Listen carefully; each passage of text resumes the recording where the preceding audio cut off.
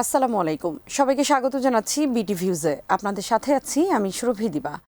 যুক্তরাষ্ট্রের মধ্যস্থতায় ইসরায়েলের সাথে সংযুক্ত আরব আমিরাত ও বাহরাইন যে সম্পর্ক স্বাভাবিকীকরণে চুক্তি করেছে, সেটিকে কেন্দ্র করে মধ্যপ্রাচ্যের রাজনীতিতে শুরু হতে পারে নতুন মেরুকরণ। এটি যে মধ্যপ্রাচ্যের ভূ রাজনীতিতে বড় ধরনের প্রভাব ফেলতে যাচ্ছে সে ব্যাপারেও কোনো সন্দেহ নেই। কিন্তু প্রশ্ন হচ্ছে, এই অঞ্চলের অন্য দেশগুলো তখন কি করবে, কিভাবে তারা এই চ্যালেঞ্জ মোকাবেলা করবে? এই ঘটনা মধ্যপ্রাচ্যে কী ধরনের মেরুকরণ ঘটাতে পারে, আজ জানাবো সেই বিশ্লেষণ।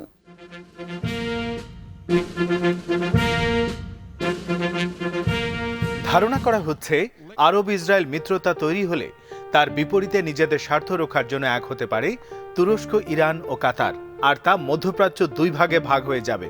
এই অঞ্চলে ইরানের প্রভাব রুখতেই ইসরায়েলকে পাশে নিয়েছে উপসাগরীয় আরব রাষ্ট্রগুলো। তবে এই চুক্তির প্রভাব শুধু এতেই সীমাবদ্ধ থাকবে না, এর ফলাফল হবে সুদূর প্রসারী।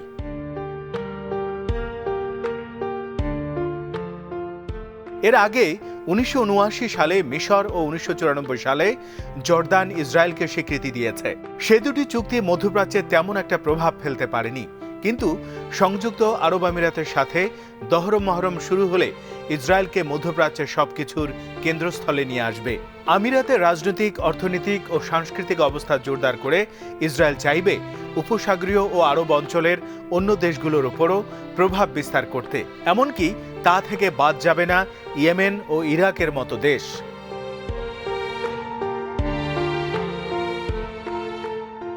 আঞ্চলিক রাজনীতির দৃষ্টিতে দেখলে এই চুক্তিটি তুরস্ক ও কাতারের জন্য একটি খারাপ সংবাদ। বেশ কিছুদিন ধরে এই দেশ দুটি চাইছে উপসাগরীয় অঞ্চলে মিশর কিংবা ইরানের বিকল্প একটি শক্তি হিসেবে দাঁড় করাতে। এখন তুরস্ক ও কাতারের সাথে যোগ দিতে পারে ইরান।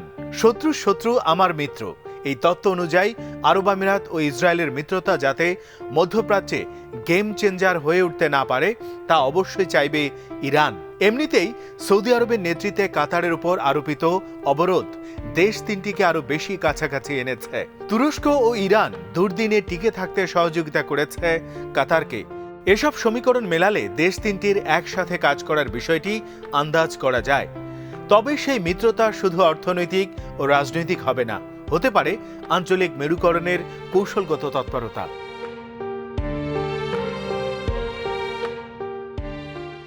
কিছু কিছু বিষয়ে তুরস্ক ও ইরান আঞ্চলিক প্রতিদ্বন্দ্বী, বৃহত্তর স্বার্থে সেটি ভুলে কাছাকাছি আসতে পারে দেশ দুটি।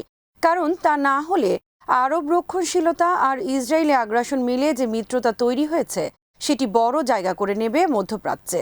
আরব ইসরায়েল মিত্রতা গড়ে উঠলে তাতে ফিলিস্তিনিদের চেয়েও বেশি বিপদে পড়তে পারে ইরান। যদিও আমিরাত বলেছে যে ইরানকে টার্গেট করে ইসরায়েলের সাথে তাদের এই চুক্তি হয়নি। এরপরও ইরান মনে করছে এই চুক্তি মধ্যপ্রাচ্যে তাদের কৌশলগত স্বার্থের উপর সবচেয়ে বড় হুমকি।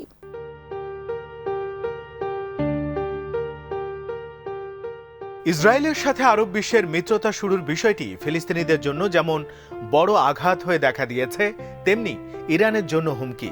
ফিলিস্তিনিদের কাছে এই চুক্তি তাদের অস্তিত্ব আর ভূখণ্ড রক্ষার আন্দোলনের উপর আঘাত, আর ইরানের জন্য আঞ্চলিক রাজনীতিতে প্রভাব বিস্তারের লড়াইয়ে নতুন মেরুকরণ। স্বাভাবিকভাবেই ইরানও এই চুক্তি নিয়ে আতঙ্কিত।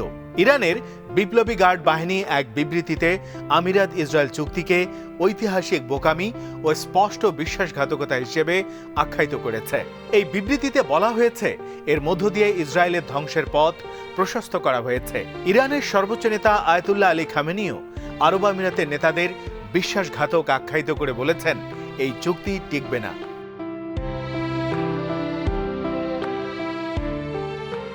ইরান আশঙ্কা করছে আরব আমিরাতের পথ ধরে ওমান সহ ওই অঞ্চলের ছোট দেশগুলো ইসরায়েলের সাথে সম্পর্ক গড়ে তুলতে পারে, যার মাধ্যমে ইরানের চারদিক থেকে তৈরি হতে পারে শক্ত একটি বলয়। যুক্তরাষ্ট্র অনেকদিন ধরেই ইরানের উপর সর্বোচ্চ চাপ প্রয়োগের যে ভয় দেখিয়ে আসছে, সেটির বাস্তবায়ন হতে পারে এর মাধ্যমে।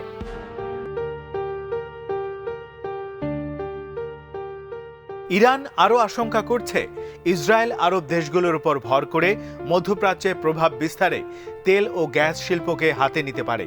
একই সাথে রাজনৈতিক প্রভাব বিস্তার ও গোয়েন্দা সহযোগিতাও গড়ে তুলতে পারে, যে কারণে ইরানের সেনাপ্রধান মেজর জেনারেল মোহাম্মদ বাঘরি আমিরাতকে সতর্ক করে দিয়ে বলেছেন, ইসরায়েলের সাথে চুক্তির ফলে ইরানের নিরাপত্তা যদি কোনো ক্ষতি হয় তাহলে তার দায় নিতে হবে আবুধাবির নেতৃবৃন্দকে।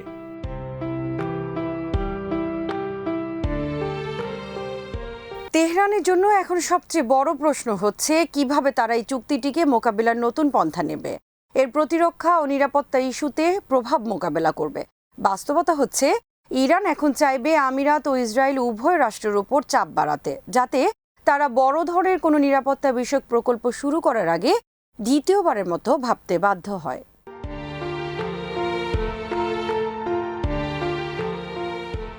ইরানের জন্য ইসরায়েলের উপর চাপ বৃদ্ধি করা তুলনামূলক সহজ কাজ, কারণ ইসরায়েলের উত্তরে আছে তাদের লেবানিজ মিত্র হিজবুল্লাহ আর দক্ষিণে ফিলিস্তিনি সশস্ত্র গ্রুপগুলো। সে তুলনায় আরব আমিরাতের উপর চাপ বৃদ্ধি করা কঠিন হবে, কারণ দেশটির সাথে যেমন তেহরানের কূটনৈতিক সম্পর্ক আছে, তেমনি আছে পারস্য উপসাগরে 3টি ছোট দ্বীপ নিয়ে বিরোধ। এছাড়া দুবাইতে বাস করে কয়েক লাখ ইরানি নাগরিক। ফলে দেশ দুটির মধ্যে নীতিগত বিরোধ থাকলেও পরস্পরের সাথে স্বাভাবিক সম্পর্ক রক্ষা করেই যেতে হচ্ছে, কারণ এতে উভয়েরই স্বার্থ রয়েছে।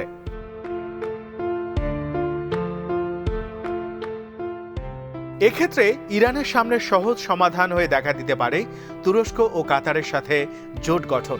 দেশ দুটির সাথে তেহরানের রাজনৈতিক, কৌশলগত এমনকি আদর্শিক স্বার্থেরও মিল রয়েছে। আবার আমিরাত ইসরায়েল সম্পর্ক গড়ে ওঠায় ক্ষতিগ্রস্ত হয়েছে 3টি দেশই।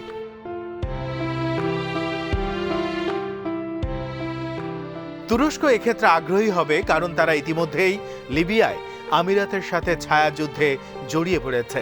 সিরিয়াও তুর্কি স্বার্থের বিপক্ষে গিয়ে উত্তর সিরিয়ার কুর্দিস্তান ওয়ার্কার্স পার্টিকে অর্থনৈতিক ও লজিস্টিক সাপোর্ট দিয়ে যাচ্ছে আরব আমিরাত। আবার কাতারের উপর অবরোধ নিয়েও পরস্পর বিরোধী অবস্থান নিয়েছিল আঙ্কারা ও আবুধাবি। 2017 সালে সৌদি আরব, আরব আমিরাত সহ কয়েকটি দেশ যখন ছোট্ট দেশ কাতারের উপর অবরোধ আরোপ করেছিল, তখন তুরস্ক কাতারের পাশে দাঁড়িয়েছিল সবার আগে। আর কাতারের সাথে আরব আমিরাতের সম্পর্ক কেমন সেটি তো সবারই জানা আছে।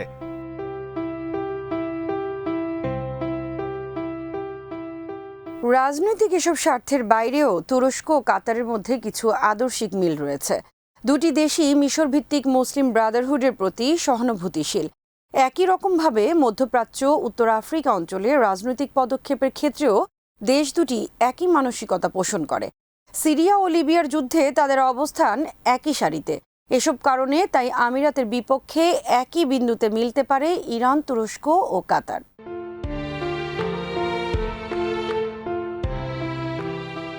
এই 3 দেশ এক হলে তারা সহযোগী হিসেবে পাবে হিজবুল্লাহ, হামাস ও ইয়েমেনের হুথিদের।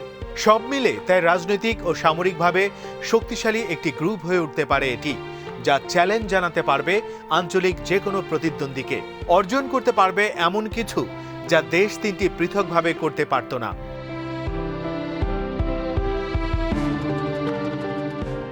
দেশ 3টি যে একসাথে কাজ করতে পারে তার কিছু প্রমাণ ইতিমধ্যেই তারা দিয়েছে। পারস্য উপসাগরে বিশ্বের সবচেয়ে বড় গ্যাস ক্ষেত্র সাউথ পার্স বা নর্থ ড্রিমে অনেকদিন ধরেই একসাথে কাজ করছে ইরান ও কাতার। আবার তুরস্কের সাথেও ইরানের দ্বিপক্ষীয় সম্পর্ক কয়েক দশকের পুরনো। সাম্প্রতিক বছরগুলোতে সিরিয়া নিয়ে দেশ দুটির মাঝে উত্তেজনা বিরাজ করলেও তাদের পারস্পরিক সম্পর্ক সবসময় স্থিতিশীল রয়েছে।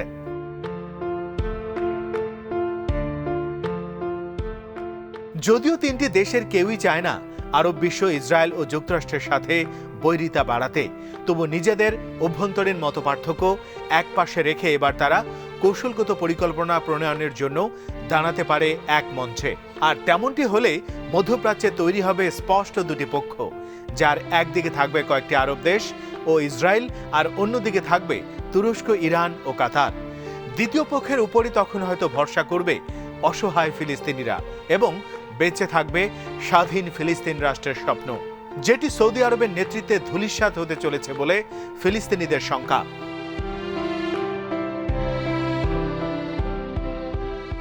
ইসরায়েলের সাথে আরব দেশগুলোর মিত্রতা তৈরি হলে সৌদি আরব, ইসরায়েল, আরব আমিরাত মিলে তাদের সব শক্তি জড়ো করতে পারে ইরানের বিরুদ্ধে। এমনটি হলে মধ্যপ্রাচ্য সহ সারা বিশ্ব তখন মেতে থাকবে এই সংকট নিয়ে। অন্যদিকে আড়ালে চলে যাবে ফিলিস্তিনিদের অধিকার আদায়ের সংগ্রাম। ইসরায়েল দখল করে নেবে একের পর এক এলাকা, নির্মাণ করবে নতুন নতুন ইহুদি বসতি। সেই শঙ্কা থেকেই হয়তো ফিলিস্তিনও ঝুঁকবে তুরস্ক, কাতার এবং ইরানের দিকে।